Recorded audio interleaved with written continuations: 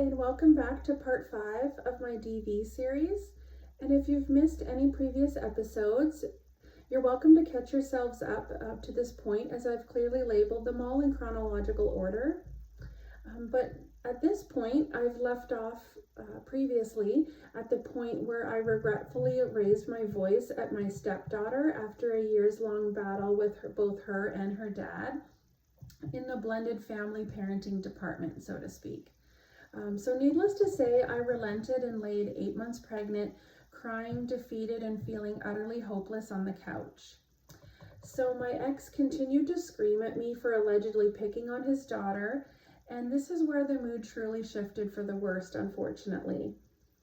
He then came right up to my face while kneeling down, as he often would, right next to my bed or the couch, wherever I was laying, and he would yell so loudly and closely to my face that he would literally spit right into my face as a result.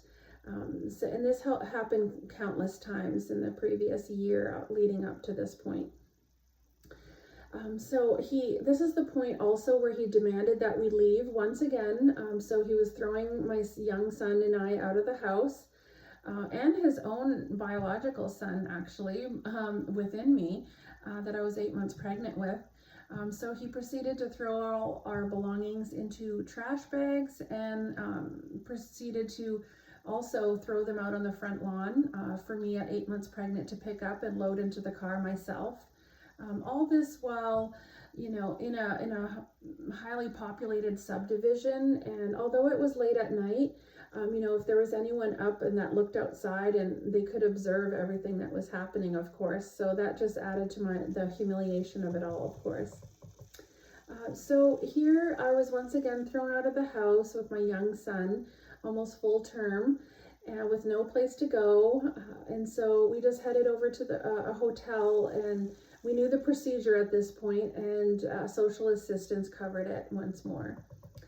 So again, you can only imagine the feelings and the emotions that were running through my veins at this point.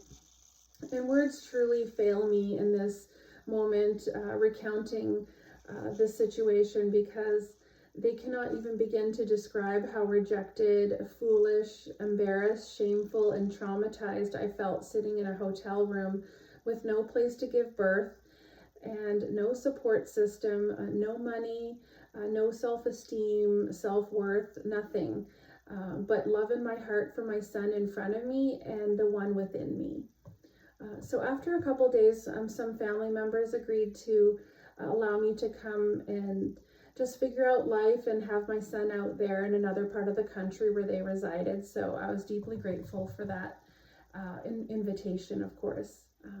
So we boarded the next flight out, and we ended up staying out there for a few months, and I gave birth to my son at the end of October. But yeah, so you can only imagine how I must have felt being in a position like this, just experiencing everything from start to finish, if you've watched from part 1. And even the human imagination can never fully grasp another person's specific experience, their true raw emotions and thoughts and feelings, just because it's impossible to live another person's life. But I personally feel that even if I write a book on my experience, that it'll still pale in comparison to reality. But in the same breath, I feel it's still worth the effort to paint a picture for everyone, what I endured for the purpose of helping others avoid entering potentially DV relationships or escaping ones. But circling back to my story now, it certainly doesn't end there.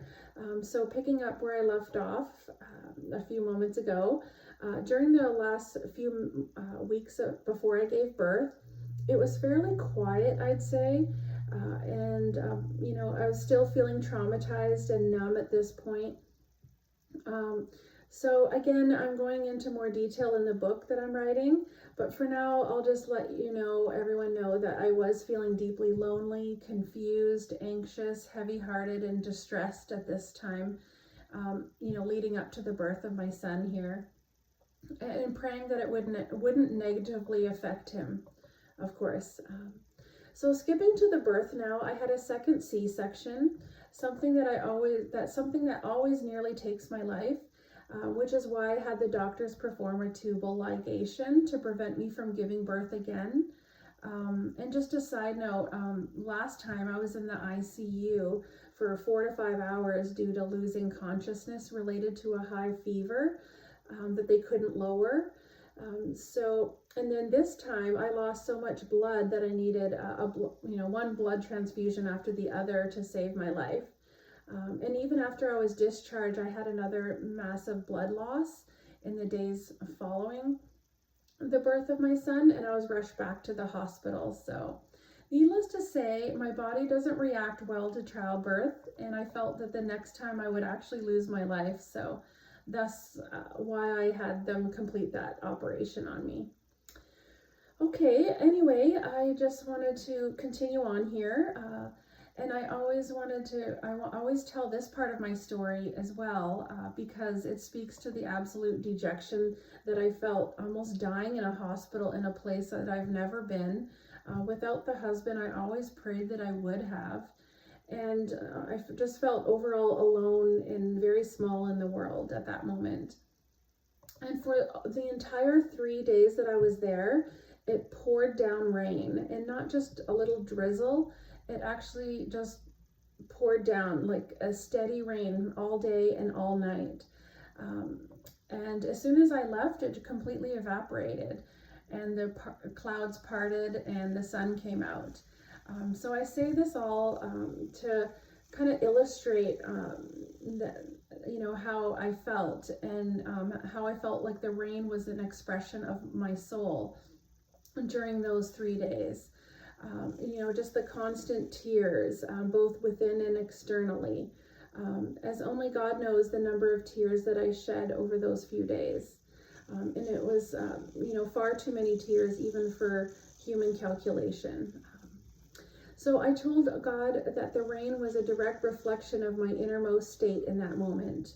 And I still stand by that. I'm still amazed that it literally, I still remember looking outside and I just couldn't believe how the rain just didn't let up, and neither did my tears. So it was just interesting how the weather just reflected my soul and my current state and the state of being that I was in at that moment. But okay, well, skipping ahead to the day after New Year's Eve, this is probably a couple months after I had my son.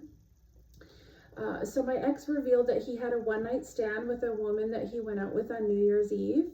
But then he retracted it shortly thereafter, saying that he made the whole story up to make me jealous and to have me rediscover my feelings for him. That was his hope anyways. But I honestly can't recall his precise reasoning, but I think I vaguely remember that was, the nature of it. And he maintained that he really did not step outside of our marriage, and he made the whole thing up, which I believed at the time. And even now, I have no idea whether this story is true or not. However, as a side note, during our final sit-down conversation a year after our divorce, where he apologized for all the hurt and damage that he had caused, he did share that he lied to me about a lot of things during our marriage, and that things that he wasn't actually willing to confess to, and he just shared that maybe one day he'll confess to all of it. But and it's been about almost 8 years now, and he hasn't revealed anything. But I think any sensible human being or woman can surmise what those lies were pertaining to. And in my heart, I don't even need confirmation, as I deeply sense it was regarding infidelity, especially given the New Year's Eve story and finding women's underwear under his bed when I returned with my son in January. Plus, it wouldn't make a difference anyway, nor would it have any impact on me at this stage in my life and healing process to learn whether he was unfaithful or not during our marriage. So once again, I'm going to leave it here and continue to part 6, which will be next week. So stay tuned for that. So Luke 12:7 says, "Even the hair on your head has been counted. Don't be afraid. You are worth more than many sparrows." This verse was very comforting to me at the time, because despite everything I was facing, if I knew that every hair on my head is known by God, then He must know every feeling, every thought, every tear that I've shed. Every aspect of my hurt is known by Him. Even in my pain, I knew that God was with me, and He is with you too. Whatever you're experiencing, it may not be domestic violence, but whatever you're currently struggling with, whether it be something physical, emotional, spiritual, financial, whatever it may be, God, know that God is with you in your suffering. So turning now to Isaiah 41:10, it says, "Do not be afraid, I am with you. I am your God. Let nothing terrify you. I will make you strong and help you. I will protect you and save you." And then there's Joshua 1:5 that says, "No one will be able to stand against you all the days of your life. As I was with Moses, so I will be with you. I will never leave you nor forsake you." And there are countless other verses like this in the Bible, of course, where God assures us that He's right there in our anguish, loneliness, pain, challenges, and the like. So believe this today, and don't let the devil make you think otherwise, because he's definitely going to plant thoughts to cause you to question God's presence in your life. And when this happens, you just have to talk back to him by saying, quote, "It is written," and insert whatever relevant Bible verse you can think of, or any words that you can remember that Jesus said or God said about you. So just as Jesus did in His response to Satan in Matthew chapter 4, in doing so, the Bible states that the devil will go away, because Jesus said, "It is written" 3 times, and at the end it said, "And then the devil went away." So if it worked for Jesus, it's sure as well going to work for us too. So thank you for your time once again. I know it's valuable, and please kindly subscribe to my channel for the sole purpose of bringing God's word, the sword and God's armor, to the people who need to hear and equip themselves with it. So as I always do, I'm going to end my episode here with a verse, one of my favorite verses, 1 Timothy 6:12, that says, "Run your best in the race of faith and win eternal life for yourself.